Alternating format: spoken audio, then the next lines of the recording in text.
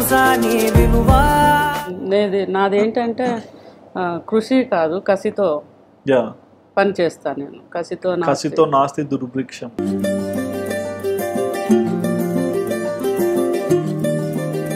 Mother లేదు అని అబద్ధం చెప్పి ఇది గవర్నమెంట్ బాల సదనం, గవర్నమెంట్ హాస్టల్ అది. ఇప్పుడే ఇట్లా అంటే ఒక అబద్ధం నుంచి మీరు వచ్చారు బయటికి, అంటే మీకు తెలుస్తుంటది కదా అమ్మ లేదు పక్కన, అమ్మ లేదు అంటే ఇప్పుడు బాగా పెయిన్ఫుల్ ఉండే ఆ టైంలో. ఎందుకంటే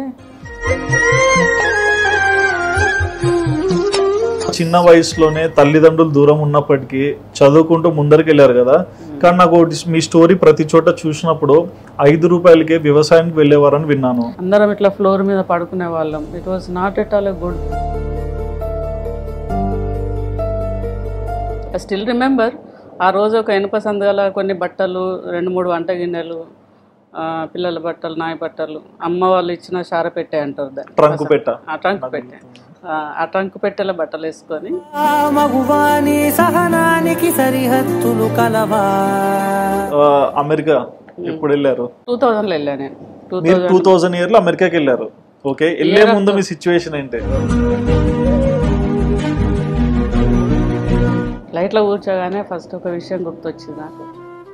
ఆల్ యువర్ స్ట్రగుల్స్.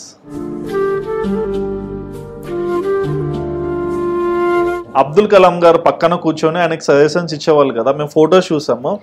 ఏంటమ్మా మీటింగ్?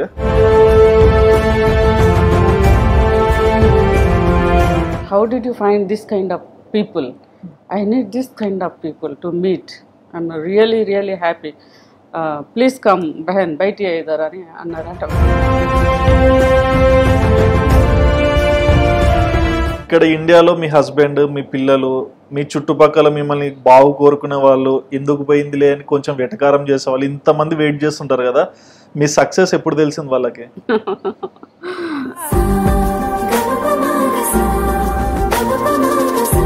ఏ ఇంట్లో అయినా సరే హోమ్ క్వీన్ ఎవరంటే ఫిమేల్.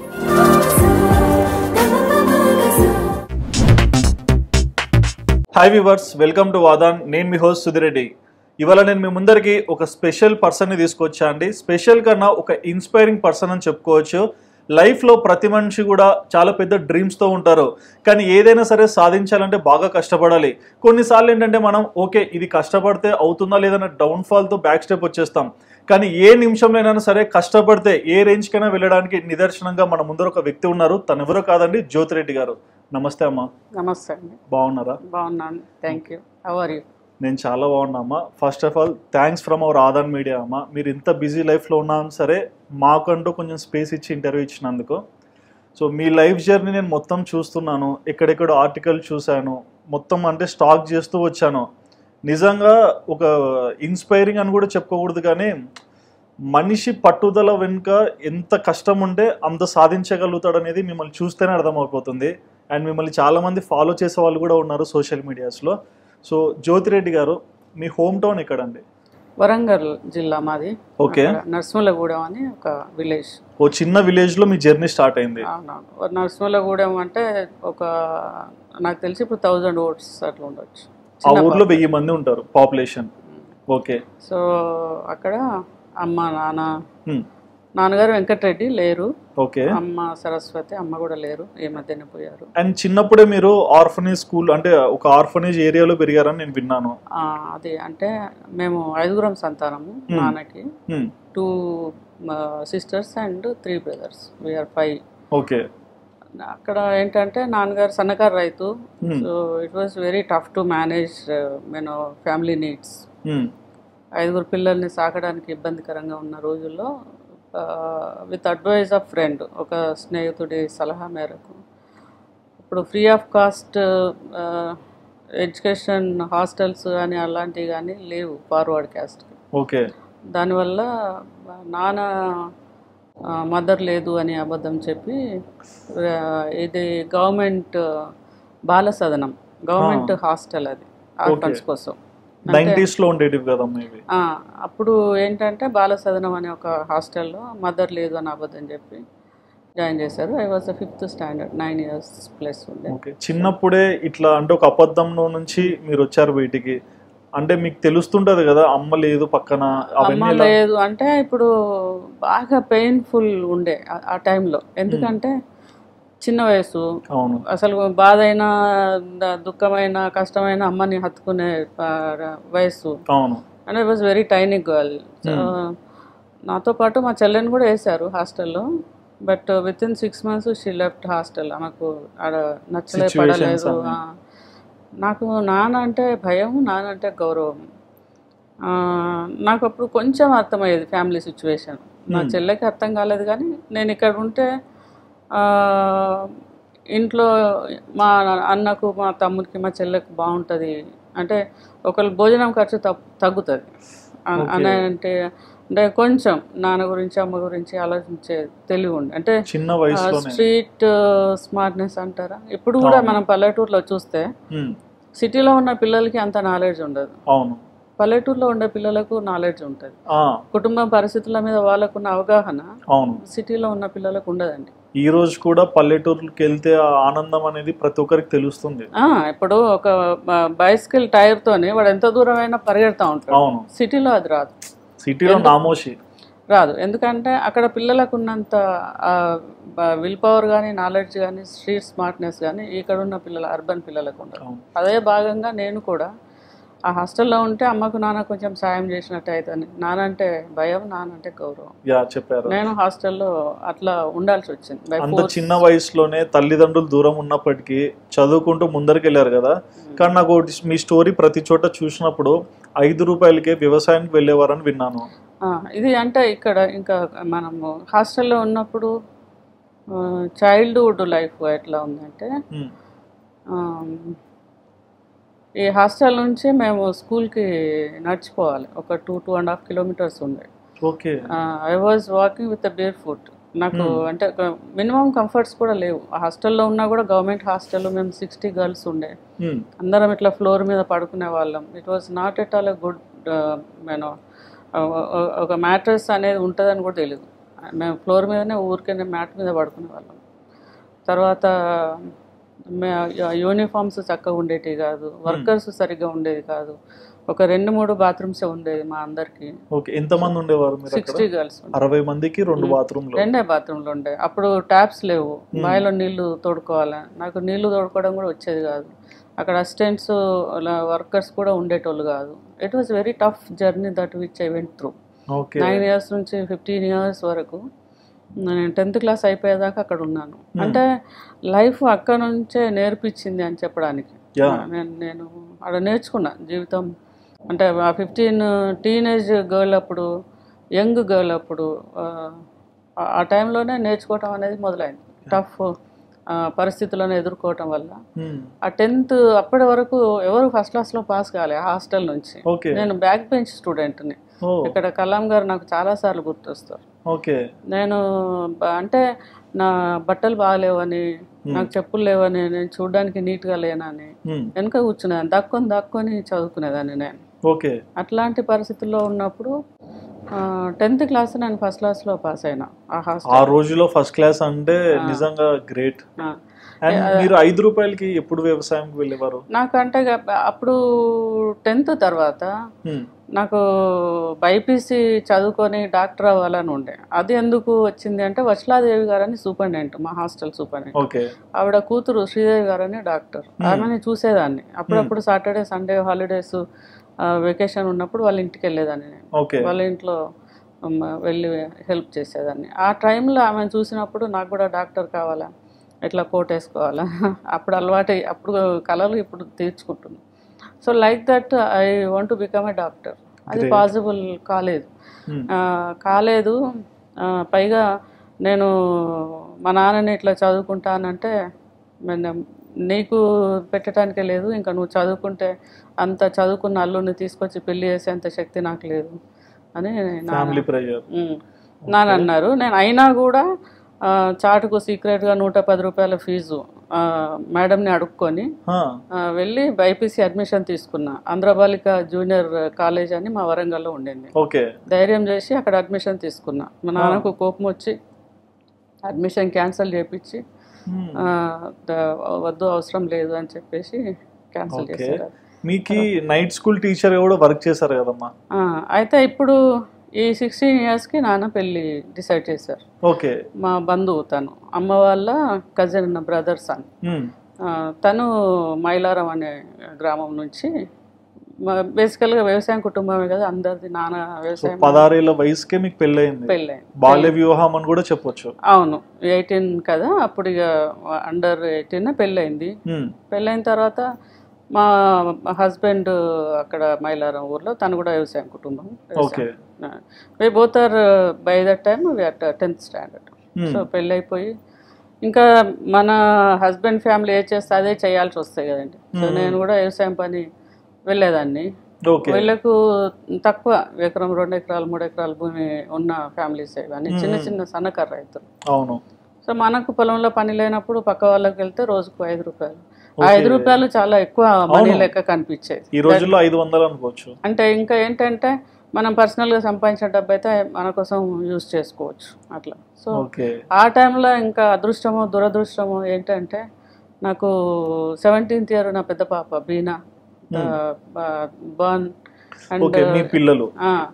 అండ్ 18th year నాకు ఇంకొక బిడ్డ. ఇద్దరు పిల్లలు. అవును, కరెక్ట్. 17th year ఒక బిడ్డ, 18th year ఒక బిడ్డ. అది తెలిసి తెలియని జ్ఞానం. అవును, చిన్న వయసు కాబట్టి. లైఫ్ అంటే ఏంది, పిల్లలు అంటే ఏంది.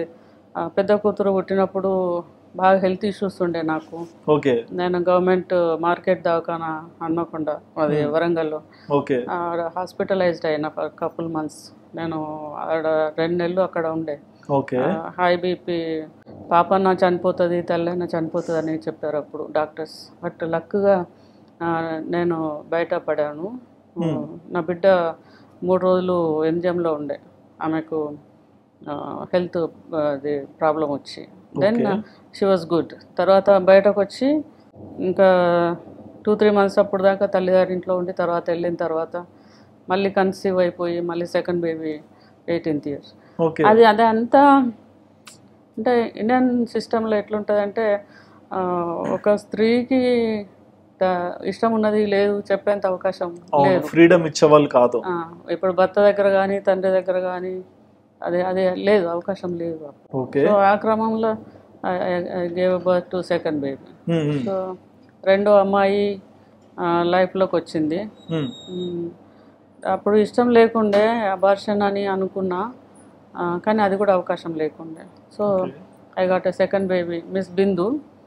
She is a lucky baby. బిందు.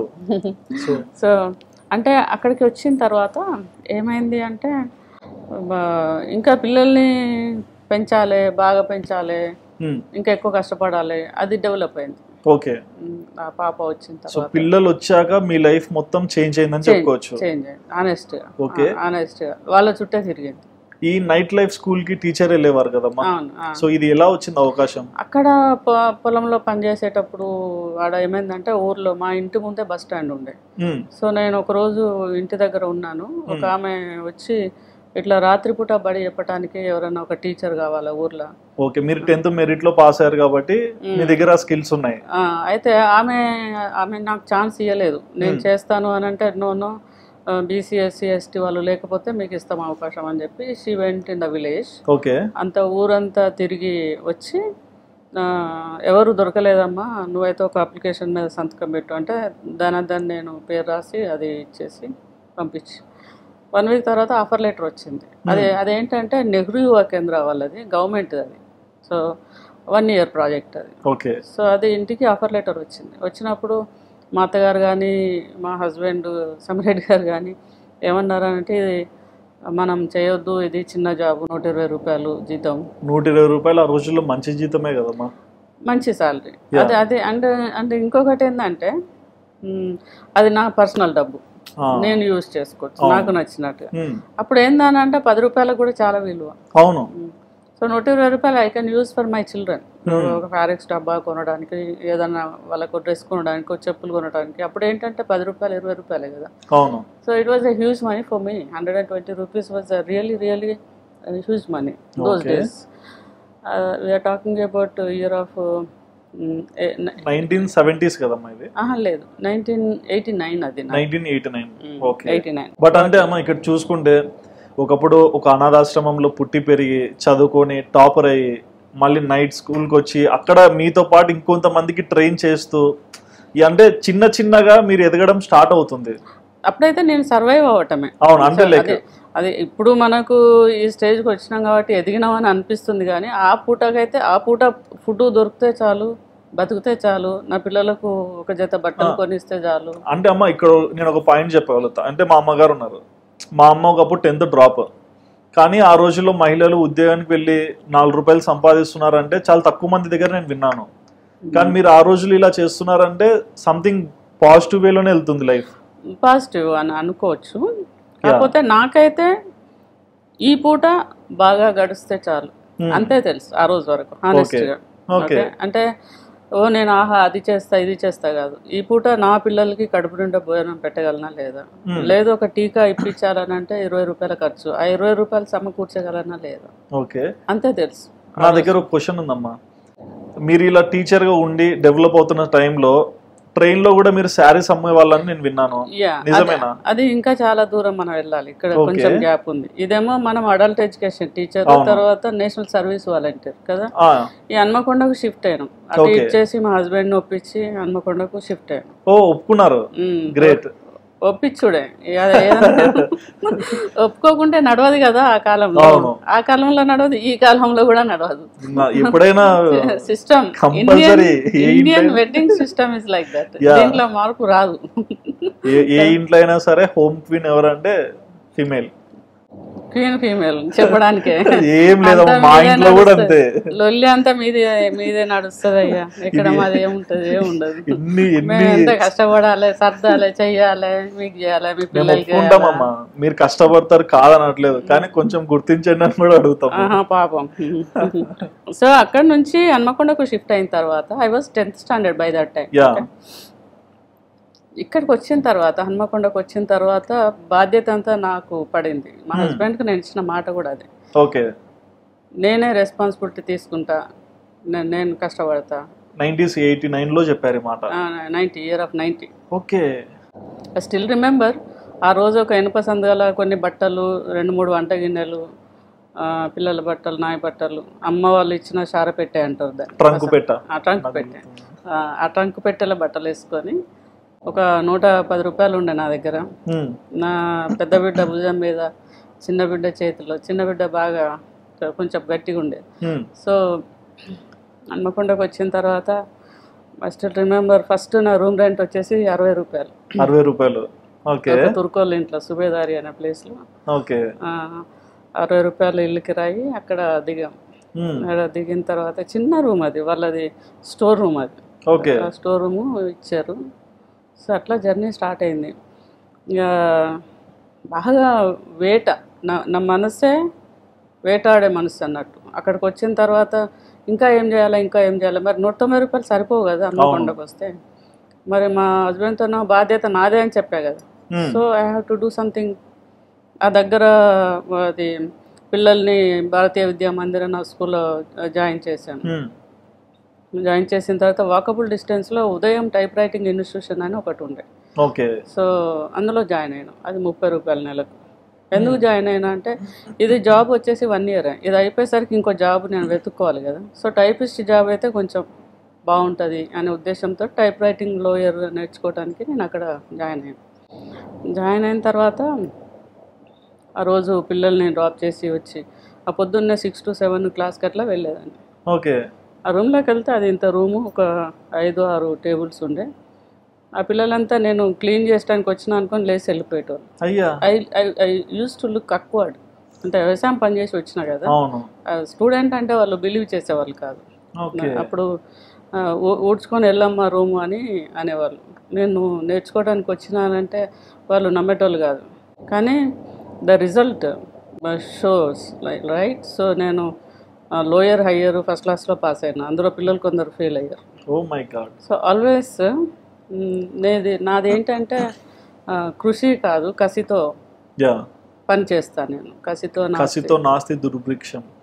అది. సో అట్లా లోయర్ హయ్యర్ పాస్ అయినా. తర్వాత పిల్లల్ని వేరే స్కూల్లో జాయిన్ చేసేటప్పటికి నా చిన్న తమ్ముడు విష్ణు అని చిన్న తమ్ముని తీసుకొచ్చి దగ్గర పెట్టుకున్నా. ఎందుకంటే నేను వర్క్కి వెళ్ళినప్పుడు ఎప్పుడన్నా డిలే అయినా లేట్ అయినా పిల్లల్ని చూసుకుంటారని. వాళ్ళు ముగ్గురు ఒకటే స్కూల్కి వెళ్ళేవాళ్ళు. ఓకే. అప్పుడు నేను ఓపెన్ యూనివర్సిటీ డిగ్రీ చదువుకోవటం స్టార్ట్ చేసిన. 10th తర్వాత ఓపెన్ యూనివర్సిటీ కట్టారు. ఓపెన్ యూనివర్సిటీ చేసేటప్పుడు వొకేషనల్ కోర్స్ కూడా చేస్తే ఇది క్రాఫ్ట్ టీచర్ జాబ్ వస్తుందని చెప్పి వొకేషనల్ కోర్స్. ఈ ఓపెన్ యూనివర్సిటీ డిగ్రీ కూడా చేయాలని నాలెడ్జ్ కానీ చెప్పేటోళ్ళు కానీ గైడ్ కానీ అక్కడ ఎవరు లేరు మనకు చెప్పేటోళ్ళు. ఇన్స్టిట్యూషన్కి పోయినప్పుడు అక్కడ న్యూస్ పేపర్, దాంట్లో అడ్వర్టైజ్మెంట్ చూస్తే 10వ తరగతి చదివితే చాలు డిగ్రీ పాస్ కావచ్చు అనే హెడ్లైన్ చూసి అది చదివి ఇమ్మీడియట్గా పోయి అప్లై చేస్తే అది 325 రూపాయలు ఫీజు పర్ యానం. అంటే 10th 20 ఏళ్ళు ఉంటే చాలు. ఆ మూడింటికి మనం సూట్ అవుతామని చెప్పి 320 కదా సంవత్సరానికి, ఏ కష్టమైనా పడదామని చెప్పి అది జాయిన్ అయిపోయాం. అంటే లైఫ్లో ప్రతి ఆపర్చునిటీని మీరు యూటిలైజ్ చేసుకున్నారు. కరెక్ట్గా క్యాచ్ చేశారు మీరు. అంటే ఏది కానీ వదలకుండా మన కళ్ళ ముందు కనిపించే దాంట్లోంచి నాకు సూట్ అయ్యేదాన్ని వెతుక్కొని దాని వెనుకబడి పరిగెత్తటం. ఈ రోజుల్లో అంటే చాలా మంది మా లాంటి జనరేషన్ వాళ్ళు ఏదైనా ఆపర్చునిటీ వస్తే ఇది కాకుండా ఇంకొకట్లే మేము ఆప్షన్ గా చూస్తాము, బెస్ట్ దానికోసం చూస్తాం. ఇప్పటి పిల్లలు నేను చూస్తున్నా కదా, అవును, ఇంకా మంచిది ఏదన్నా, ఇంకా ఈజీది ఏమన్నా. ఈజీ ఫస్ట్ ఉండాలి. ఈ దీంట్లో మళ్ళీ ఎక్కువ కష్టపడకూడదు, బాగా సెటిల్ అవ్వాలి, మంచిగా హీరో లెక్క కనపడాలి కదా బయట. అంటే అదే అంటే నేను అనకూడదు, ఒక సామెత, అమ్మాయిలు కూడా హీరోయిన్ లెక్క కనపడాలి. మళ్ళీ అబ్బాయిలు వచ్చిన ఓన్లీ అబ్బాయిలనే అంటారా మీరు, అమ్మాయిలు అన్నారా అని. అంటే ఈ సొసైటీలో ఇంకోటి ఉందమ్మా, సక్సెస్ అయిన వాళ్ళు చెప్పేది బాగా వింటారు, సక్సెస్ కాని వాళ్ళు చెప్పేదానికి క్వశ్చన్స్ వేస్తారు. సో మీరు సక్సెస్ కాబట్టి వింటారు, విన్నే అడుగుతారు నన్ను, నేను ఆన్సర్ చెప్తాను, నా పిల్లలందరికీ ఆన్సర్ చెప్తా. I have a patience. Okay. So అది ఏమైందంటే ఇంకా అక్కడ వొకేషనల్ అండ్ డిగ్రీ ఇది అయిపోయిన తర్వాత క్రాఫ్ట్ టీచర్గా అప్లై చేశాను. ఓకే. క్రాఫ్ట్ టీచర్గా అప్లై చేస్తే బై దట్ టైం నా బ్యాడ్ లక్ ఏంటంటే తీసేశారు, క్రాఫ్ట్ టీచర్గా తీసేశారు.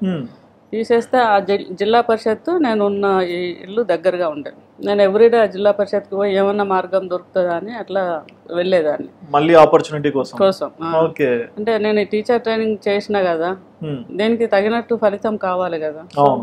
అట్లా వెళ్ళేటప్పుడు ఆగయ్య అని అక్కడ ఒక సారు, ఎవరో నాకు తెలీదు, నేను రోజు వచ్చిపోతూ ఉంటే ఆయన ఏందమ్మా రోజు వస్తున్నావు ఇక్కడికి అని అంటే, ఇట్లా సార్ నేను ఇది పాస్ అయినా, వొకేషనల్ పాస్ అయినా, ఏదన్నా పని దొరికితే బాగుంటుంది, నాకు 2 ఆడపిల్లలు అని అడిగినప్పుడు ఆయన ఎదురుగా కోర్టు ఉన్నది, అక్కడ ఒక అప్లికేషన్ వేయండి, ఇప్పుడైతే తీసేశారు క్రాఫ్ట్ టీచర్స్గా, మీ అదృష్టం బాగుంటే ఏమన్నా దొరుకుతుంది అని ఎదురుగా వాకబుల్ డిస్టెన్స్లో కోర్టు ఉంది, ఇప్పుడు కూడా ఉంది. ఓకే.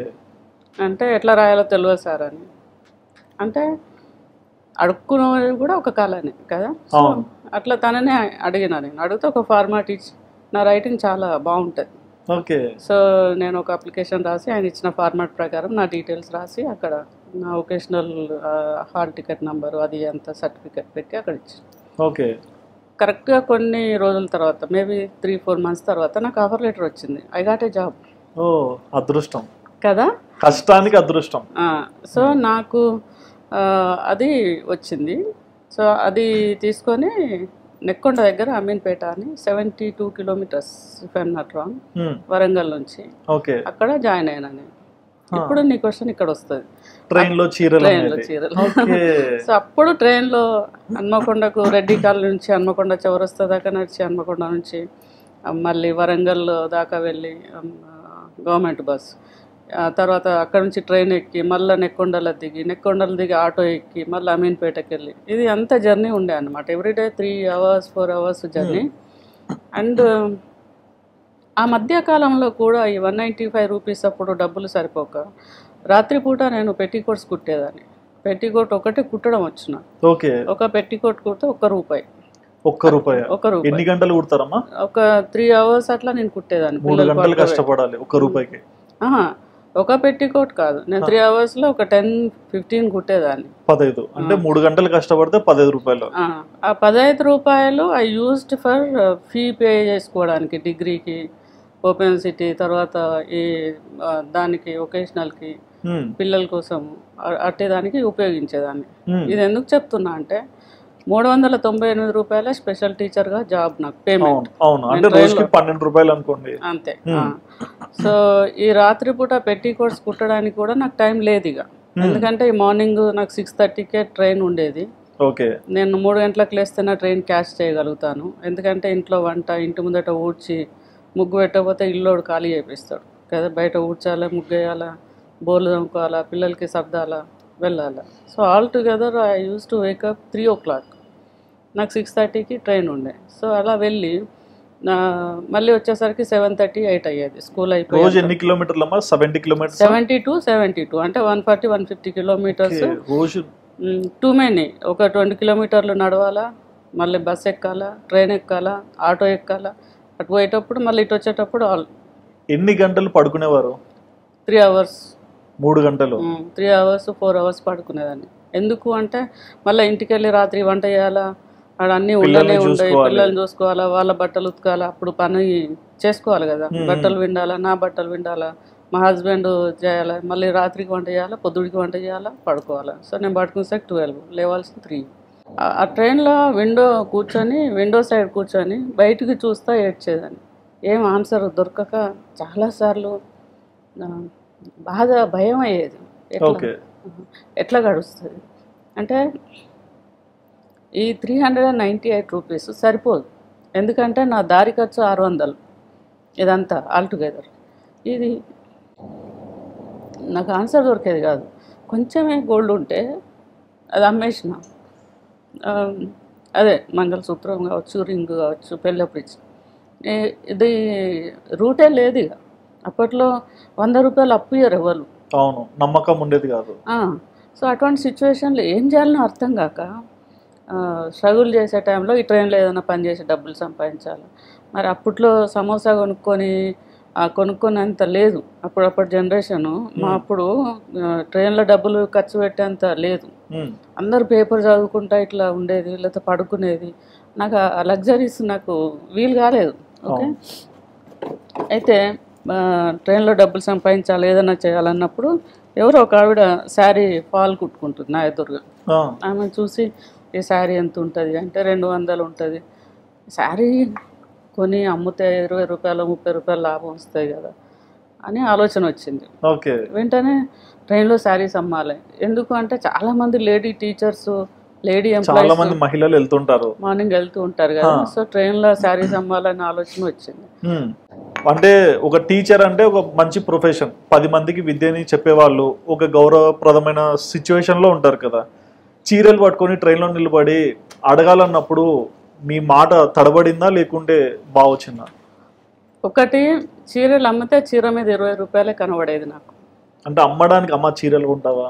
ఆ కట్టెల సంచిలో నేను చీరలు పట్టుకొని పోయేదాన్ని. హానెస్ట్ చెప్పాలంటే అది మోసేయటానికి కూడా శక్తి ఉండేది కాదు నాకు. అదే సెడ్ నేను అండర్ వెయిట్ ఉండే. నేను జాబ్లో జాయిన్ అయినప్పుడు టీచర్ జాబ్గా 39 కేజీలు. 39 కేజీలు? I was that tiny. Okay, so మీకు 3 hours స్లీప్ ఉంది డైలీ. సో అట్లాంటి టైంలో నేను ఒక్కటి అమ్మినా నెలకు 600 రూపాయలు, అవును, 2 అమ్మితే నెలకు 1200 రూపాయలు, అట్లా క్యాలిక్యులేషన్స్లో ఉండేదాన్ని. ఈ ఇజ్జత్, ఇది టీచర్ని నామోషి, ఇదంతా గుర్తులేదండి హానెస్ట్ చెప్పాలంటే. ఆ టైంలో నాకు అవన్నీ గుర్తులేదు. నేను రోజుకో 40-60 రూపాయలు సంపాదించాలి. ఓకే, ఆ ట్రైన్లో ఒక్కొక్క డబ్బా దాటుకుంటూ వెళ్ళేదాన్ని, వెళ్ళి అక్కడ అమ్మేదాన్ని చీరలు. ఎన్ని అమ్మేవారమ్మా రోజుకి? 4. రోజుకి 4, 3, 5 యావరేజ్లో నేను నెలకి ఒక 1800 అట్లా సంపాదించేదాన్ని ట్రైన్లో డబ్బు. ఎన్ని చీరలు తీసుకుని వెళ్ళేవారు? రోజుకు 10. రోజుకి 10. గ్రేట్. సో అక్కడ అంటే ట్రైన్ దిగుతేనే టీచర్, ట్రైన్ ఎక్కితేనే బిజినెస్, మళ్ళీ ఇంటికి వచ్చి ఒక ఫ్యామిలీ ఉమెన్ అంతే, మళ్ళీ వైఫ్, మదరు, యాస్టీజ్ అంతే. అది అట్లా ట్రైన్లో నమ్మేటప్పుడు అంత ఎక్కువ మెన్ కూడా ఉంటారు కదా సార్లు, వాళ్ళు కూడా ఒక 200-300 మంది ఉండేవాళ్ళు. ఇట్లా ఉంటే ట్రైన్ దగ్గరికి వెళ్ళి, సార్ తీసుకోండి సార్, సాలరీ వచ్చినాక ఇద్దరు కానీ డబ్బులు, ఇప్పుడే ఇవ్వకుంటామే సార్, తీసుకోండి సార్, మీ వైఫ్కి ఆశ్చర్యం అవుతుంది, హ్యాపీ అవుతుంది, తీసుకోండి సార్. అట్లా అమ్మేదాన్ని శారీస్. టీచర్స్ దగ్గర కూడా లేడీ టీచర్స్ కూడా బాగా కొనేవాళ్ళు, డబ్బులు ఇచ్చినప్పుడు తీసుకునేదాన్ని. అట్లా మళ్ళీ ఫస్ట్ సాలరీస్ రాగానే కలెక్ట్ చేసుకునేదాన్ని. ఓకే. సో ఇట్లా మీరు అంటే బిజినెస్ కానీ అక్కడ చూసుకుంటే టీచింగ్ చేసేవాళ్ళు కదా, మరి సాఫ్ట్వేర్ సైడ్ ఎలా వచ్చారు? యుఎస్కి పోయి ఎలా సెటిల్ అయ్యారు? అది మళ్ళీ ఒక పెద్ద కథ ఇది. మాకు కొంచెం షార్ట్లో, ఎందుకంటే మా ఆడియన్స్ ఇంతసేపటి నుంచి ఇవన్నీ ఉంటే టెన్షన్ లేస్తుంటుంది. అంటే ఇలా ఒక పొలంలో వర్క్ చేసుకున్న 5 రూపాయలకి ఒక ట్రైన్లో నిలబడి చీరలు అమ్ముతున్నారు, కట్ చేసి ఒక పెద్ద కంపెనీలకి CEO ఇప్పుడు. అంటే ఎవరన్నా ఇన్ని రోజులు జ్యోతిరెడ్డి గారు అని అంటే చూసిన వాళ్ళకైతే మీ కష్టం తెలుస్తుంది, చూడని వాళ్ళకేంటి వేల కోట్ల ఆస్తులు ఉన్నాయేమో, తాతలు సంపాదించిన భూములు ఉన్నాయేమో అనుకుంటారు. కానీ ఇక్కడ హస్బెండ్ వర్క్ చేయట్లా, మీరే వర్క్ చేస్తున్నారు. ఆయన ఇంటి దగ్గర పిల్లల్ని చూసుకుంటుంటే మీరు బయటికి వెళ్ళి కష్టపడి, అంటే ఆ రోజుల్లో నాకు ఊహ ఉన్నంత వరకు నేను చూసినప్పుడు చాలా మంది మహిళల్ని నేను ఎవరిని చూడలేదు పని చేసే వాళ్ళని, కానీ మీరు తెలివిగా ప్రతి ఒక్క సిచ్యువేషన్ని మీకు అనుకూలంగా చేంజ్ చేసుకుంటూ వచ్చారు కదా. మరి ఈ జ్యోతిరెడ్డి గారు యుఎస్ వెళ్ళడానికి రూట్ ఎక్కడ పడింది? అయితే ఈ ట్రైన్లో చేసే జాబ్ ఒక 2 years తర్వాత స్పెషల్ టీచర్ నుంచి రెగ్యులర్ టీచర్ అయింది. ఓకే. రెగ్యులర్ టీచర్ అయిన తర్వాత ఇక్కడ కొంచెం సిటీకి దగ్గర రామకృష్ణాపూర్ అనే విలేజ్లో నాకు టీచింగ్ జాబ్ వచ్చింది. మళ్ళీ పర్మనెంట్ జాబ్. అది వచ్చేసి దాదాపు 2750 రూపాయలు వచ్చేది నా ఫస్ట్ సాలరీ. మంచిగా లైఫ్ సెట్ అయినట్టే కదా. అప్పుడు గవర్నమెంట్ జాబ్ నెలకు 3000 అంటే మోర్ సాటిస్ఫై కాలేదు కదా, ఆపేక్ష ఎక్కువ. అందరికి ఆశ మాత్రం అయితే జ్యోతిరెడ్డికి అత్యాశ కదా. సో లైక్ దట్ నేను జాబ్ చేస్తున్నా 3000. అది ఇక్కడ కూడా ఒక ఎక్స్పీరియన్స్ చెప్తాను. ఏంటంటే అక్కడ సింగిల్ టీచర్ ఊరు అది. ఇది ఎందుకు అంటే motivation for teachers. Single teacher school అది. ఒక 16 స్టూడెంట్ ఉండే నేను వెళ్ళినప్పుడు.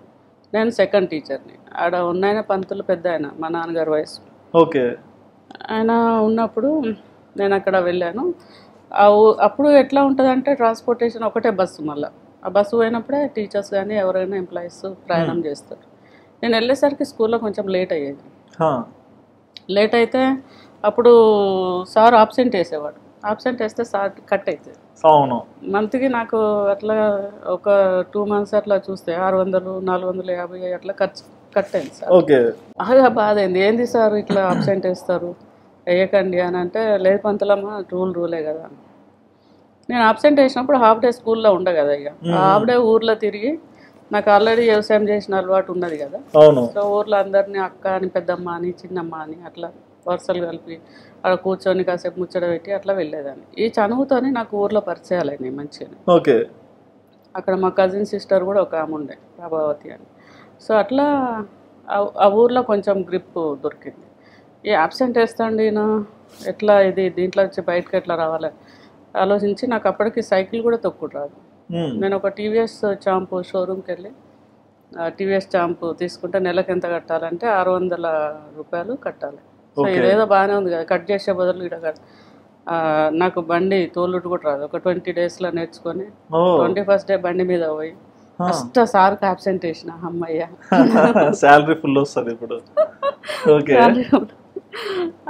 అట్లా ప్రాంప్ట్గా స్కూల్కి వెళ్ళి ఆ ఊర్లో రిలేషన్స్ డెవలప్ చేసుకొని, ఆనెస్ట్లీ ట్రస్ట్ మీ, నేను ఆ ఊర్లో నుంచి బయటకు వచ్చేటప్పటికి 275 మంది స్టూడెంట్స్, 4th class నుంచి 7th class వరకు అప్గ్రేడేషన్, 5th, 6th, 7th, ఒక వాటర్ ట్యాంక్, బాత్రూమ్లో, ఒక న్యూ స్కూల్ బిల్డింగ్, అంతవరకు కష్టపడి డెవలప్ చేశాను. ఈ సార్ను ట్రాన్స్ఫర్ చేయించి వేరే, అప్పుడు పారా టీచర్స్ స్టాఫ్ ఇచ్చేవారు గవర్నమెంట్ 1000 రూపీస్కి. అట్లా తీసుకొని అది స్కూల్. ఆ మధ్యలోనే నేను మళ్ళీ ఎగ్జామ్ రాసి మండల్ గర్ల్ చైల్డ్ డెవలప్మెంట్ ఆఫీసర్గా ప్రమోషన్. ఓకే. కానీ అక్కడ కూడా సాటిస్ఫై కాలేదు కదా? కాలేదు. సాఫ్ట్వేర్ ఎలా వచ్చిందమ్మా మీ లైఫ్లోకి?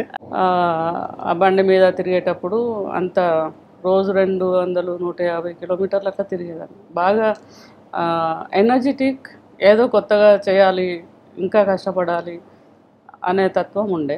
ఓకే. ఆ టైంలో అమెరికా నుంచి మా కజిన్ ఒక ఆమె వచ్చింది. ఓకే. బాగా అంటే కజిన్ అంటే సమ్మిరెడ్డి గారి, మా హస్బెండ్ గారి వదిన కూతురు. ఓకే. ఆవిడ వచ్చి ఇట్లా షాపింగ్ అట్లా వెళ్ళటానికి నా దగ్గరికి వచ్చింది. మేము కలిసి వెళ్ళేటప్పుడు ఆమె చూసినప్పుడు స్టైల్గా కళ్ళద్దాలు పెట్టుకొని కార్ నడుపుతా అంటే గ్రాప్ చేసినారు ఇంకా సంథింగ్ ఫిషీ. సో ఆమె నా స్టైల్లో చూసి ఈమెలాగా నేను కూడా ఇట్లా ఖర్చు పెట్టాలా, ఇట్లా స్టైల్గా ఉండాలా అంటే చాలా డబ్బులు కావాలి కదా, చాలా డబ్బులు సంపాదించాలంటే ఇట్లా అమెరికా పోవాలి, మరి అమెరికా పోవాలంటే ఏం చేయాలి? వెంటనే ఆమెను అడిగిన, ఓకే అక్క మరి నేను అమెరికాకి వస్తే సర్వైవ్ కాగలనా? కొద్దిసేపు తను ఆలోచించి ఇట్లా maybe you survive because you came from village and did all this right, so maybe you survive, maybe survive అనేది చాలుగా కదా. చాలు మీకు కన్విన్స్ అయిపోయారు లోపల. మేబీ సర్వైవ్ అంటే నేను అమెరికా పోవచ్చు, నేను అక్కడ పని చేయవచ్చు, నా డ్రీమ్ స్టార్ట్ అయింది అమెరికా పోయినట్టు, కార్లో డ్రైవ్ చేసినట్టు, అద్దాలు పెట్టి. సో దెన్ వెంటనే ఏం చేయాలో దానికి అనేది తనని అడిగితే నాకు ఎక్కువ డీటెయిల్స్ తెలీదు అని అనేది. ఓకే నా హెల్ప్ చేస్తా అంటే అట్లా ఉండదు, దానికి పెద్ద ప్రాసెస్ ఉంటుంది.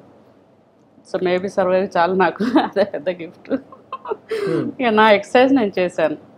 కంప్యూటర్ కోర్స్ నేర్చుకున్నారా? దానికి ఏం చేయాలని ఫస్ట్ రిలేటెడ్ ఇన్స్టిట్యూషన్కి వెళ్ళి తెలుసుకొని, అసలు పాస్పోర్ట్ ఒకటి ఉండాలన్న నాలెడ్జ్ కూడా లేదు. Talking about 97. అంతే, పాస్పోర్ట్ ఉండాలి, అది ఎక్కడ అప్లై చేయాలా, దానికి క్వాలిఫికేషన్ ఏమి ఉండాలా, రిక్వైర్మెంట్ ఏంది తెలియదు. నేను 95, 97, 96 నేను పీజీ కాకతీయ యూనివర్సిటీలో కంప్లీట్ చేశాను. నేను టీచర్ జాబ్ చేసుకుంటానే. మీరు అక్కడ నైట్ స్కూల్ చదువుతుంటే ఓపెన్ యూనివర్సిటీలో కట్టినారు, ఇక్కడ టీచర్ జాబ్ చేసుకుంటూ పీజీ. సో టైం ని కరెక్ట్ గా వాడుకున్నారు. నేను ఎప్పుడు టైం వేస్ట్ చేయలేదు, అప్పుడైనా ఇప్పుడైనా. ఇప్పుడు కూడా రోజుకు 15 గంటలు కష్టపడతాను, నేను నిద్ర తక్కువ, ఇప్పుడు కూడా కష్టపడతాను.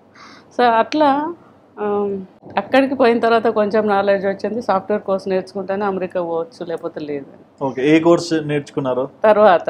ఇక నేను మరి హన్మకొండల కోర్సులు అంతా లేదు. సో పీజీడీసీ అనేది చదవాలి, ఎందుకంటే 16 years ఎడ్యుకేషన్ ఉండాలి, నాకు లేదు కదా. సో వొకేషనల్ అంటే 1 year, ఇది చేయాలి కదా. మళ్ళీ పీజీడీసీ కోర్స్ చేసిన ఫస్ట్. పీజీడీసీ కోర్స్ 1 year అయిపోయిన తర్వాత హైదరాబాద్లో కోర్సులు నేర్చుకోవాలని ఇన్స్టిట్యూషన్స్. ఇక్కడ ఒక తెలివి తక్కువ ఉండి కూడా ఎట్లా చేయొచ్చు ఒక పని చెప్తా. నేను హన్మకొండ నుంచి వచ్చి ఇక్కడ ఒక ఆటో రెంట్కి తీసుకున్నా. నాకు ఇన్స్టిట్యూషన్స్ ఎక్కడ ఉన్నదో తెలియదు, హైదరాబాద్ సిటీ తెలియదు. ఆటో రెంట్కి తీసుకున్నారు? ఆటో అని ఏం చెప్పా అంటే, డే మొత్తం అయితే నీకు ఎంత ఇవ్వాలంటే 300 ఎంతో అడిగాడు. 300 రోజుకి రూపాయలు. Okay. So it was 98. Okay. So 300 ఇస్తా, కానీ నువ్వు అన్ని సాఫ్ట్వేర్ ఆఫీసులు, కంప్యూటర్ ఇన్స్టిట్యూషన్స్ ఎక్కడ ఉంటే అక్కడికి తీసుకెళ్ళాలి, ఎందుకంటే నాకు తెలియదు కదా. తెలుసు. సో 300 ఇస్తే అయిపోతుంది. చాలా ఇంటెలిజెంట్ టీచర్ అనిపించుకున్నారు. నాకు తెలియదు అన్న విషయం ఆ అబ్బాయికి తెలియకుండా ఆటోలో మొత్తం ఒక 8-9 ఇన్స్టిట్యూషన్స్ తిరిగిన. తిరిగి ఒక్కొక్క దగ్గర నోట్స్ రాసుకున్నా. టీచర్ కదా, బుక్ పెట్టుకొని నోట్స్ రాసుకున్నా. ఏ ఇన్స్టిట్యూట్ ఎంత ఫీజు అడిగారు, ఎంత టైం చెప్పారు, తర్వాత ఒకవేళ వీసా అప్లై చేస్తే ఎంత ఖర్చు అవుతుందని చెప్పారు, ఇవన్నీ డీటెయిల్స్ రాసుకొని లాస్ట్కు హిమాయత్ నగర్లో VCR అన్న కంప్యూటర్స్ ఇన్స్టిట్యూషన్లో జాయిన్ అయినా. అదే రోజు నా కొంత ఫీజు మినిమం కట్టి జాయిన్ అయిపోయి, ఆ క్లాస్ కూడా మార్నింగ్ 6 to 7. నేను హన్మకొండ నుంచి ఆ 6 to 7 క్లాస్కి అటెండ్ అయ్యేదాన్ని. పుష్పుల్ అని నాకు 4 గంటలే ఒక ట్రైన్ ఉండే. ఆ ట్రైన్ ప్యాసింజర్ దానికి వచ్చి 6 to 7 హిమాయత్ నగర్లో క్లాస్ నేర్చుకొని మళ్ళీ తిరిగి ట్రైన్కి మళ్ళీ వెళ్ళి కాజీపేటలో దిగి ఆడ కాంటికొండ తీసుకొని డ్యూటీకి వెళ్ళేదాన్ని రోజు. So imagine. ఇప్పుడు ఒక సినిమాకి పోవాలంటేనే పెట్రోల్ తక్కువ ఉందంటే సరే వెళ్ళేటప్పుడు వదిలేసి రిటర్న్లో కొట్టించుకుందాము, ఎందుకులే టైం వేస్ట్ అనుకుంటారు. కానీ ఒక చోటు నుంచి వెళ్ళి కోర్స్ నేర్చుకొని మళ్ళీ అక్కడికి పోయి వర్క్ చేయాలి, మళ్ళీ ఇంటికి పోయి ఫ్యామిలీ వర్క్ చేయాలి. వామ్మో, తప్పలేదండి మీరు ఈ స్టేజ్లో ఉండడంలో. అమెరికా ఎప్పుడు వెళ్ళారు? 10th. వాళ్ళు 2000లో వెళ్ళాను నేను. 2000 yearలో అమెరికాకి వెళ్ళారు. ఓకే. వెళ్ళే ముందు మీ సిచ్యువేషన్ ఏంటి? చాలా కష్టం ఉండే. పిల్లల్ని వదిలేసిపోవాలని ఒకటి, నా హస్బెండ్కు ఇష్టం లేదు ఒకటి. అంటే తను అప్పటి వరకు ఓకే ఉన్నారు. సడన్గా బావగారు సిక్ అయినప్పుడు ఫ్యామిలీకి మా అవసరం ఉన్నది అని తెలిసి అప్పుడు కొంచెం వద్దు అన్నారు. అప్పుడు మాకు కొంచెం ఫ్యామిలీలో గురువులు ఉండే. మామూలు అట్లాంటివన్నీ ఉంటాయి. మా ఫ్యామిలీ ఫ్రెండ్స్ను తీసుకొచ్చి కూర్చోబెట్టి ఒప్పించి ఓకే బండా ప్రకాష్ గారు అని ఉండే తను, తర్వాత మా నాన్నగారిని, అమ్మను, మా అత్తమ్మను అందరిని కూర్చోబెట్టి ఒప్పించి లాస్ట్కు ఎక్కడికమ్మా అమెరికాలో ఎక్కడికి వెళ్ళారు ఫస్ట్? అమెరికా అయితే వీసాకి అప్లై చేసిన నేను. ఫస్ట్ ఇది స్టోరీ చెప్పాలి, యూత్కి అర్థం ఇది అవసరం. ఓకే ఫస్ట్ H1 వీసాకి అప్లై చేసిన. అప్లై చేస్తే మా కజిన్ ద్వారా చేసిన. ఒక 6 months తర్వాత నీది తెలుగు మీడియం కాబట్టి రిజెక్ట్ అయిందని చెప్పారు. అవును, అక్కడ ఇంగ్లీష్ ఉండాలి కదా. అవసరం లేదు, నువ్వు కూడా నాకన్నా మొద్దు ఉన్నానండి. నేను ఫింగర్ ప్రింట్ అమ్మా. అనవసరంగా మరి పైసలన్నీ ఖర్చు అయిపోయినాయి. అప్పటికి ఈ కోర్స్ అని ఆ కోర్స్ అని ఏమో చేసినాం కదా, పైసలు సేవింగ్స్ అన్నీ అయిపోయినాయి. నేను చిట్టీలు వేసి 250 చిట్టి వేసేది, 500 రూపాయలు చిట్టి వేసేది, జీతంలోకి వెళ్ళి 1000 రూపాయలు చిట్టి వేసేది. చిట్టీలు ఎత్తుతున్నాం, ఖర్చు పెడుతున్నాం, చిట్టీలు ఎత్తుతున్నాం. ఒక్క ఫోన్ కాల్ చేస్తే 1500 రూపాయలు 2000 రూపాయలు అయ్యేది అప్పుడు. STD కాల్ యుఎస్కి. మరి ప్రాసెస్కి ఉంటుంది కదా. అవును, వీసా రాలేదు ఫస్ట్, అది అయిపోయిందా. మళ్ళీ తర్వాత నాకు కొలీగ్ ఉండే శ్రీరంజని అని, వాళ్ళ బ్రదర్కి కంపెనీ ఉన్నదని, కాలిఫోర్నియాలో కంపెనీ ఉన్నదని తెలిసి వాళ్ళ కంపెనీ త్రూ అప్లై చేశాను. పాపం దేవుడు శ్రీకాంత్ అన్న లేడు, చనిపోయింది ఇప్పుడు. అయితే అప్లై చేసిన కంపెనీ నుంచి. పాపం ఆయన అప్లై చేశాడు, నాకు రిసీట్ నెంబర్ పంపించాడు, అంతా అయింది. కానీ అక్కడే H1 రాలేదు కాపీ, ఆడ మళ్ళీ రిజెక్ట్ అయిపోయింది. వాళ్ళది ఏదో సమ్ ఇష్యూ ఉండి రాలేదు. ఎట్లా మళ్ళీ డబ్బులన్నీ వేస్ట్ అయిపోయినాయి, టైం అంతా వేస్ట్ అయింది. అందరికి ఇక్కడ చుట్టాలకు పోతుందట అమెరికాకు, జాబ్ వదిలిపెట్టి పోతుంది, పిల్లల్ని వదిలిపెట్టి మాట్లాడుకోవడం స్టార్ట్ చేశారు. అయ్యా మామూలుగా కాదు, ఇక రాళ్ళేసుడే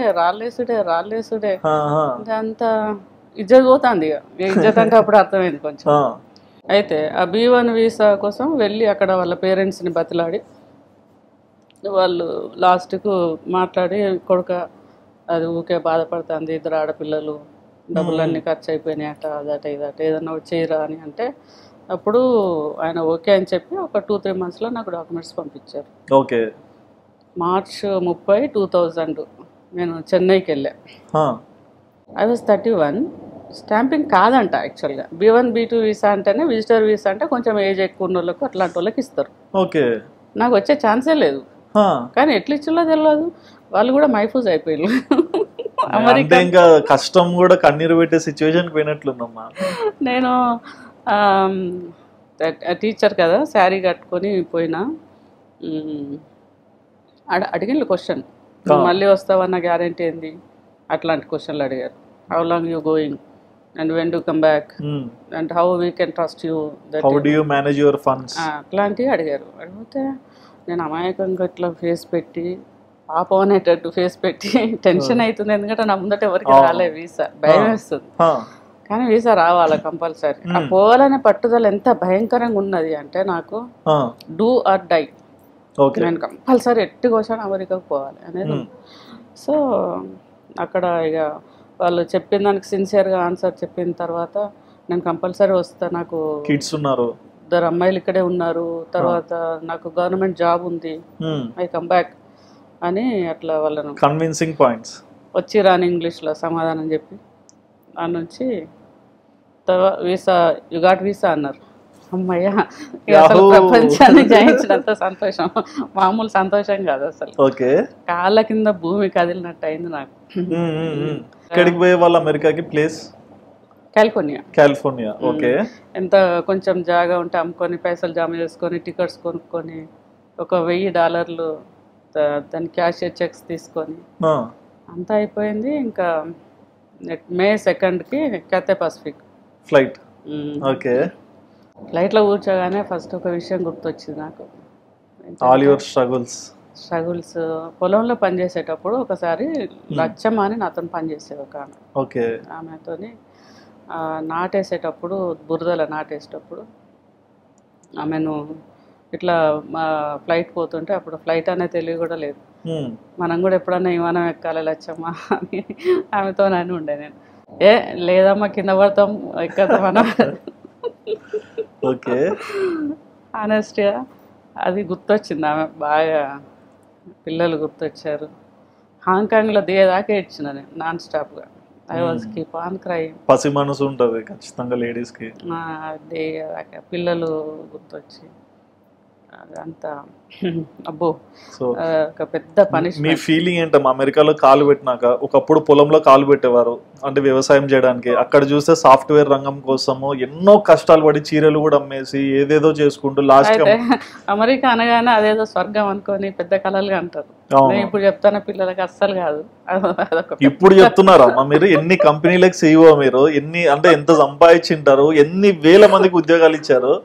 అయితే అది అంత అంటే అమెరికా అనగానే అయిపోయిందిగా లైఫ్ సెటిల్ అయింది అట్లా అనుకొని రాకండి. లైఫ్ ఆడ దిగిన తర్వాత హానెస్ట్గా పోజులు వద్దు, మనకు సంపాదించవచ్చు, పైసలు ఉండొచ్చు, లేకపోవచ్చు, కానీ హార్డ్ వర్క్ అనేది అయితే కంపల్సరీ. ఈ రోజు వరకు ఎవరైనా కష్టపడాల్సింది.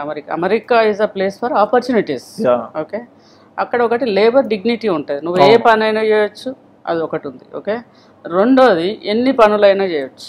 ఎగ్జాక్ట్లీ. ఓకే, నిన్ను డిస్టర్బ్ చేసే వాళ్ళు ఉండరు, నీ డోర్ కొట్టరు, నువ్వు ఎందుకు చేస్తున్నావు అనరు, నువ్వు ఎక్కడికి పోయినావు అనరు. నువ్వే నీ కర్మ, నువ్వు చస్తావా, బతుకుతావా, పని చేస్తావా, చెయ్యవా, పడుకుంటావా, తింటావా లేదా, నిన్ను ఎవ్వరు ఒక్క మనిషి కూడా అడగరు. ఓకే, నీ లైఫ్ నువ్వే డిజైన్ చేసుకోవాలా, నీ పని నువ్వే చేయాలా. ఆపర్చునిటీస్ ఉంటాయి, నువ్వు డోర్ నాక్ చేస్తే దొరుకుతుంది, లేకపోతే దొరుకుతుంది. సో ఇక్కడ ఇండియాలో మీ హస్బెండ్, మీ పిల్లలు, మీ చుట్టుపక్కల మిమ్మల్ని బాగు కోరుకునే వాళ్ళు, ఎందుకు పోయిందిలే అని కొంచెం వెటకారం చేసేవాళ్ళు, ఇంతమంది వెయిట్ చేస్తుంటారు కదా, మీ సక్సెస్ ఎప్పుడు తెలిసింది వాళ్ళకి? తీసుకెళ్ళి వాళ్ళకు కంపెనీ ఉన్నది కదా, ఆయనకు గెస్ట్ హౌస్ ఉన్నది. గెస్ట్ హౌస్లో 6 మగ పిల్లలు ఉండి అక్కడ పెట్టారు. ఓకే, ఆడ ఒక 1 వీక్ ఉండి తర్వాత కజిన్ వాళ్ళ ఇంటికి టికెట్కి వెళ్ళి అక్కడ నుంచి ఒక పేయింగ్ గెస్ట్ హౌస్కి వెళ్ళి పేయింగ్ గెస్ట్ హౌస్లో ఉండి నాకు ఈ ఫస్ట్ రిక్రూటింగ్ జాబ్ చేసేటప్పుడు అసలు ఎట్లా మేనేజ్ చేయాలో తెలియలేదు. ఇంగ్లీష్లో ఎవరైనా క్వశ్చన్ అడిగితే ఆన్సర్ చేయరాక ఫోన్ పెట్టేసిపోయి బాత్రూంలో నిలబడి ఏడ్చేదాన్ని. ఏడ్చడానికి కూడా ఫ్రీడమ్ ఉండేది కాదు. ఓకే, అట్లా హానెస్ట్గా ట్రస్ట్ మీ అక్కడ ఫ్రీగా బైబుల్ దొరుకుతుంది. అప్పట్లో ఈ గూగుల్ కానీ ఆన్లైన్ ఎడ్యుకేషన్ కానీ టీవీ వాచ్ చేయడానికి టీవీ కానీ నాకు లేదు ఎక్కడ. So I use to read the Bible English నేర్చుకోవడానికి. రాత్రిపూట అందరూ పడుకున్నాక బాత్రూంలో మిర్రర్ ముందట నిలబడి ఇంగ్లీష్ చదివి ప్రాక్టీస్ చేసేదాన్ని. సెంటెన్స్లో ఫామ్ చేసి రాసి మళ్ళీ ఎక్కడ తప్పు ఉన్నదో మళ్ళీ చూసి ఎవరైనా ఈమెయిల్ పంపిస్తే ఆ ఈమెయిల్ 10 సార్లు చదివి దాంట్లోంచి కాపీ పేస్ట్ చేసుకొని ఒక పేపర్ మీద రాసి పెట్టుకొని మళ్ళీ ఎవరికైనా ఈమెయిల్ రిప్లై ఇచ్చేటప్పుడు అలా చూసి అట్లా ఫినిక్స్ అనే ప్లేస్లో ఫేస్ టు ఫేస్ ఇంటర్వ్యూకి వెళ్ళాను. ఫినిక్స్ ఇప్పుడు నేను ఉన్న ప్లేస్. ఓకే, ఫినిక్స్ పక్షి అని చెప్పొచ్చు. అబ్సల్యూట్లీ. సో అక్కడికి వెళ్ళా ఇంటర్వ్యూలో నేను వెళ్తే నాకు జాబ్ రాలేదు. ఓకే, రిజెక్ట్ అయింది. రిజెక్ట్ ఎందుకు అయింది అని అంటే వాళ్ళు నాకు ఒక సినారియో ఇచ్చి ప్రాక్టికల్గా చేయమన్నారు. నేను ఎక్స్పీరియన్స్ నా రెజ్యూమేలో 6 years పెట్టినా.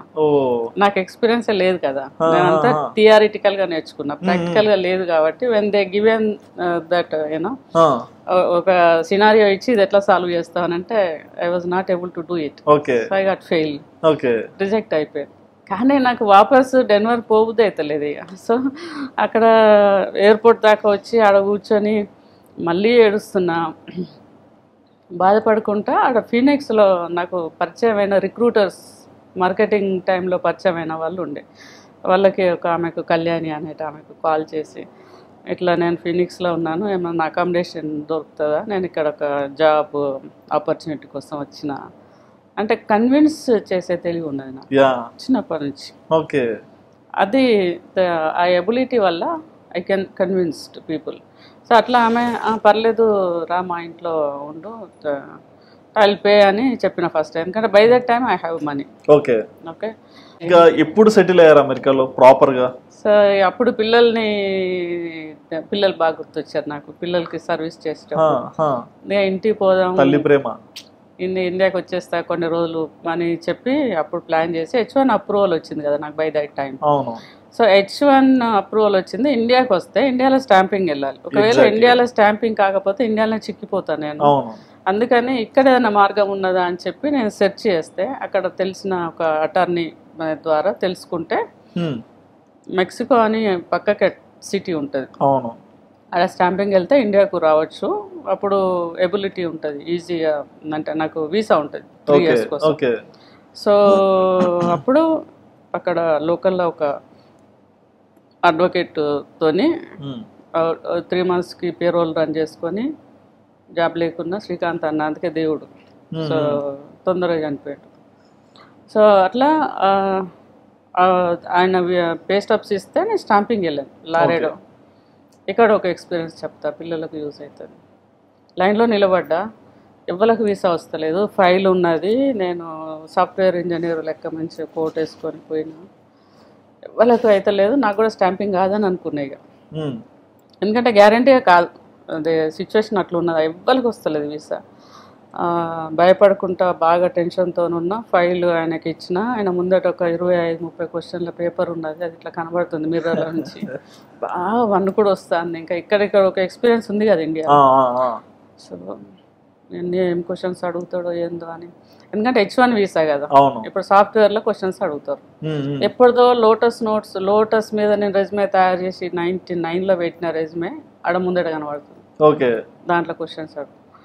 ఆ ఫస్ట్ క్వశ్చన్ అడిగిండు, ఫస్ట్ దానికంటే ముందు అక్కడ ఒక సిస్టమ్ ఉంటుంది పాపం.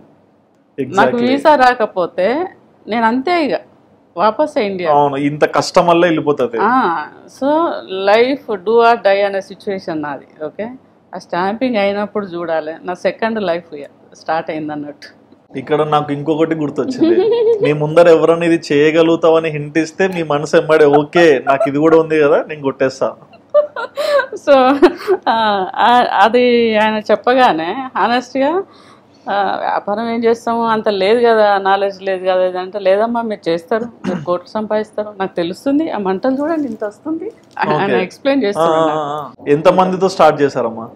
ఫస్ట్ ఇయర్ 6 peopleతో స్టార్ట్ చేసి, ఇప్పుడు 168,000 స్టార్ట్ చేసినప్పుడు turn over. 168,000 first year. $168,000. Okay, అది అంటే చాలా తక్కువ, సాలరీ కూడా వర్కౌట్ కాలేదు ఆ టైంలో. నా దగ్గర ఒక $42,000 ఉండే, అమెరికన్ డాలర్స్, అక్కడక్కడ జాబ్ చేసి సంపాదించిన పైసలు. అట్టి అమౌంట్ ఫస్ట్ ఇయర్ నాకు ఇన్కమ్ లేదు, ఓన్లీ ఖర్చులే. 1,600 ఆఫీస్ ఫీజు, ట్రాన్స్పోర్టేషన్, తర్వాత ఒక ఎంప్లాయీ, ఫ్రంట్ డెస్క్ ఎంప్లాయీ, అదంతా మేనేజ్ చేసి సెకండ్ ఇయర్ నుంచి నాకు ఇన్కమ్ స్టార్ట్ అయింది. సో అప్పటి నుంచి ఇప్పటి వరకు I have seen $millions, so many employees, so many countries relationship, and I'm enter in to other businesses in America. పిల్లలిద్దరిని అమెరికాకు తీసుకెళ్ళి గ్రీన్ కార్డ్ అప్లై చేసి పిల్లల్ని అక్కడనే అండర్ గ్రాడ్ చదివించి, వాళ్ళ 24 countries వెళ్ళారు కదా మీరు సో ఫార్. ఇంకా చాలా బాకీ ఉన్నది. అంటే ఒకప్పుడు పొలంలో దిగి పంట నాటేవాళ్ళు కదా, సో అంటే లైక్ ఏదో ₹5 వస్తుంది చేసుకుంటే ఒక రోజుకి, తర్వాత చీరలు. ఇక్కడ ఒక యుఎస్కి వెళ్ళి అక్కడ ఇల్లు కట్టుకొని, ఇక్కడ ఇల్లు పొలం అంటే భూమి అమ్ముకొని అక్కడికి వెళ్ళారు కదమ్మా. సో ఆ రోజు ఆ ఫీలింగ్ ఏంటి? సో తర్వాత హస్బెండ్ పిల్లలు అక్కడ వచ్చి జాయిన్ అయిన్లు నాతోని. తర్వాత ఇక అంటే అక్కడ కూడా కష్టపడుకుంటా ఒక లెవెల్. ఎన్ని ఇల్లులు ఉంటాయమ్మా అంటే మాకు చెప్పడానికి? ఓవరాల్గా అయితే ఒక 6 houses కొన్నా యుఎస్ లో. ఓకే, అబ్దుల్ కలాం గారు పక్కన కూర్చొని ఆయనకి సజెషన్స్ ఇచ్చేవాళ్ళు కదా, మేము ఫోటోస్ చూసాము. ఏంటమ్మా మీటింగ్? కలాం గారితో అట్లా కలిసినప్పుడు ఫస్ట్ అయితే DC వాషింగ్టన్లో కలిశాను. ఓకే, కలిసినప్పుడు బాగా ఇన్స్పైర్ అయినా నేను, ఆయన స్పీచ్ విని అది విని. DC వాషింగ్టన్లో లీడ్ ఇండియా 2020 ద్వారా అక్కడ కలిసాను. తర్వాత ఇక్కడికి వచ్చిన తర్వాత లీడ్ ఇండియా 2020 ఆంధ్రప్రదేశ్ కోఆర్డినేటర్గా నాకు అవకాశం దొరికింది. ఓకే, దొరికిన తర్వాత ఇక్కడ లేక్ వ్యూ గెస్ట్ హౌస్లో తనని కలిసడానికి వెళ్ళాను. అప్పుడు నా బుక్ ప్రజెంట్ చేశాను.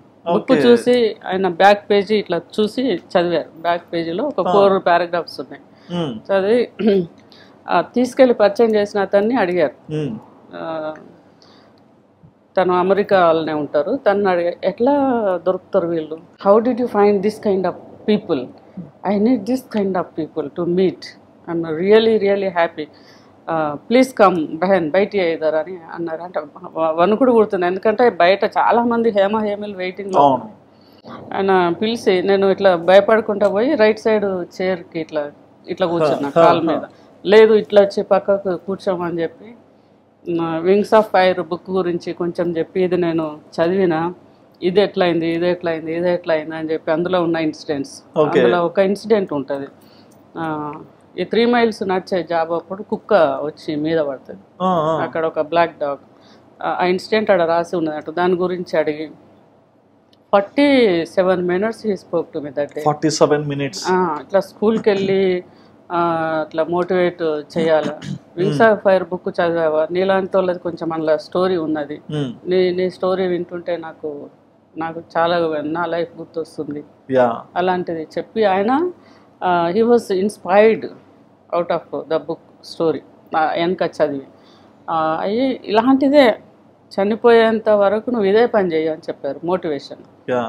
ఆనెస్ట్గా అప్పటికే నేను స్టార్ట్ చేసిన ఆయన మాటలు నాకు టానిక్ లాగా పనిచేస్తాయి, ఇప్పుడు కూడా గుర్తొస్తుంది. మీరు ఇప్పటికి సక్సెస్ అయ్యారా? ఇంకా మీ లైఫ్లో సక్సెస్ అనేది బాకీ ఉందా? ఉన్నది అంటే ఏంటమ్మా అది? ఇప్పుడు ఏమో అంటే నేను మంచిగా సెటిల్ అయినా కావచ్చు, కారు ఉండొచ్చు, ఇల్లు ఉండొచ్చు, అక్కడ ఉండొచ్చు, ఇక్కడ ఉండొచ్చు, ఎంతో కొంత సాయం చేయొచ్చు, కానీ సరిపోదు కదా. సాటిస్ఫాక్షన్ లేదా? ఇంకా లేదు. దేశం మొత్తంలో 4 కోట్ల అనాథ పిల్లలు ఉన్నారు. ఆ పిల్లలు కూడా దేశ జనాభా లెక్కలలో లేరు. అవును. ఓకే, వాళ్ళకి ఓటు హక్కు ఉన్నదా లేదా తెలియదు. 16 సంవత్సరాల తర్వాత 10th క్లాస్ వరకే ఫ్రీ హోమ్స్ ఉన్నాయి. ఆ తర్వాత వాళ్ళు ఎక్కడికి పోతున్నారో క్యాలిక్యులేషన్ లేదు, అకౌంటబిలిటీ లేదు. ఆ పిల్లల కోసం ఈ దేశంలో గవర్నమెంట్ ఏమైనా చేయాలి, వాళ్ళ కోసం ఒక రూల్ తీసుకురావాలి. దానికోసం పార్లమెంట్లో క్వశ్చన్ చేయాలి. మీరు మీ అమ్మ నాన్నకి మీ సక్సెస్ చూపించారా? అంటే అమెరికాకి తీసుకెళ్ళి? నాన్న నేను అమెరికాకి పోయిన తర్వాత ఉన్నారు కదా, సో నాన్న ఆయన అంటే భయం ఉంది, గౌరవం ఉంది. అవును. సో ఆ రోజన్నా ఫ్రీగా మాట్లాడారా? నాన్న అమెరికాకు వెళ్ళిన తర్వాత అంటే భయం అట్లనే ఉన్నది. తను రిటైర్డ్ అయినప్పుడు వచ్చి తను డాష్ మీద నేను మాట్లాడినప్పుడు చాలా గర్వపడ్డాడు, నా బిడ్డ చాలా ఎదిగిపోయింది, మంచి స్పీచ్ ఇచ్చారు. ఆ రోజు అంటే తల్లి లేదని అబద్ధం చెప్పి ఆశ్రమంలో చేర్పించిన తండ్రికి కూతురు అమెరికాలో నాన్న నేను నీ కూతుర్ని, మా నాన్న ఐడెంటిటీ చూపించారు. కూనూరు అనే విలేజ్ లో తను రిటైర్ అయ్యారు. రిటైర్డ్ అయినప్పుడు మాట్లాడిన నాన్న గురించి. మా నాన్న అంటే భయం భక్తి 2 కూడా, గౌరవం అని చెప్పి ఆ రోజు మాట్లాడినప్పుడు బాగా గర్వంగా ఫీల్ అయింది నాన్న. ఇక్కడ ఇండియాలో కూడా so many organise FICCI prominent స్పీకర్ని you have seen that so many awards. మీ అవార్డ్స్ గురించి చెప్తే మళ్ళీ గంట అవుతుంది, ఎందుకంటే మనిషి సాధించాక అవార్డ్స్ అనేటివి ఆటోమేటిక్గా వచ్చేస్తాయి. ఒక 500 వచ్చి ఉంటాయి ఇప్పటి వరకు. నాకు ఒకటి ఇవ్వండి, నాకు ఎవరు ఇవ్వట్లా. అవన్నీ నీకు ఇంటికి రా, అవన్నీ ఇచ్చేస్తాను. ఒక 2 రూమ్ల నిండి ఉంటాయి ఇట్లా. ఓకే, సో మరి ఏంటమ్మా అంటే ఇంత లైఫ్ ఈ జర్నీ చూసాక ఎవరన్నా లైక్ యూత్ ఎవరన్నా ఎదగాలనుకుంటుంటే మీ స్టోరీ నుంచి ఏం ఇన్స్పైరింగ్ గా తీసుకోవాలి, ఎలాంటి మోటివేషన్ తో ఉంటే లైఫ్ లో ఎదగొచ్చు? రెండోది ఒక్కటే ఏంటంటే ఎవరి కష్టాన్ని వాళ్ళు నమ్ముకోవాలా. ఓకే, డిపెండ్ కావద్దు. ఓకే, ముఖ్యంగా డిపెండెన్సీ అనేది క్రైమ్ నా ఉద్దేశంలో. ఓకే, ఈ 2 ఉండాలి. తర్వాత నాకు ఎబిలిటీ లేదు, నాతో కాదేమో అనేది ఫస్ట్ తీసేయండి. ఎవరితోనన్నా అవుతుంది, ఏదైనా అవుతుంది. ఫస్ట్ నువ్వు అనుకోవాలి గట్టిగా, ఓకే నేను ఇది చేయగలను, నేను మాత్రమే చేయగలను అని అనుకోవాలి. డెఫినెట్గా అవుతుంది. ఓకే, డబ్బు అనేది ప్రధానం కానే కాదు. పేదరికం అంటే శాపం అని అంటారు, కాదు. పేదరికం అనేది అది నేర్పించడానికి వచ్చిన అవకాశం. ధనవంతులు చేయలేరు, ఒక పేదవాళ్ళు చేసే కష్టం ధనవంతులు చేయలేరు. అంటే వాళ్ళకి అవసరం లేదు, వాళ్ళకి తెలియదు, ఏం చేయాలో కూడా తెలియదు. అదే ఇప్పుడు పల్లెటూరు పిల్లగాన్ని అడిగితే దానికి పైన ఆకులు ఉంటాయి, కింద ఏర్లు ఉంటాయి, ఏర్ల పల్లికాయ ఉంటుంది, దానికి మట్టి ఉంటుంది, తీసి కడుక్కోవాలి, మళ్ళీ దాన్ని ఇట్లా వడవాలి, ఇదంతా చెప్తాడు వాడు కదా. ఈ ఆపర్చునిటీ పేదోడికే వస్తుంది, ధనవంతుడికి రాదు. ఎగ్జాక్ట్లీ. పేదరికం శాపం కాదు, that is opportunity to prove yourself that you are powerful. So ఏదైనా సరే కరెక్ట్ గా యూజ్ చేసుకుంటే ఎదుగుతాం లైఫ్ లో, అంతే. ఓకే, సో ఓవరాల్ గా చూసారు కదండి జ్యోతిరెడ్డి గారి సక్సెస్ స్టోరీ. 5 రూపీస్కి ఒకప్పుడు పొలంలోకి వెళ్ళి అంటే పొలం పని చేసేవాళ్ళు, ఆ తర్వాత ఎన్నో కష్టాలను చూసినారు, కానీ ప్రతి కష్టంలో కూడా ఫలితం ఆశించుకుంటూ ముందరికెళ్లారు. ప్రతి సిచ్యువేషన్ కూడా ఎలా తన వైపు మలుచుకోవాలనే ఉద్దేశంతో ముందరికెళ్ళి ఇవాళ యుఎస్ లో ఒక $1 మిలియన్ కంపెనీకి అధినేతగా సిఇఓగా రన్ చేస్తూ సక్సెస్ అయ్యాక కూడా మన దేశం మీద భక్తితో ఇక్కడ ఎంతో మంది అనాథ పిల్లలు ఉన్నారు, ఆర్ఫన్స్ ఉన్నారు, వాళ్ళందరికీ చేయూతనిస్తూ వాళ్ళని చదివిస్తూ చాలా నిజంగా ఒక ఇన్స్పైరింగ్ జర్నీ అనేది మనకు చూపించారు. మరి ఇలాంటి పర్సన్ గురించి మీరు తెలుసుకున్నాక మీకు ఏమనిపించిందో మీ ఒపీనియన్ తప్పకుండా కమెంట్ సెక్షన్ లో మెన్షన్ చేయండి. And please do subscribe our channel Aadaan for more interviews. Thank you.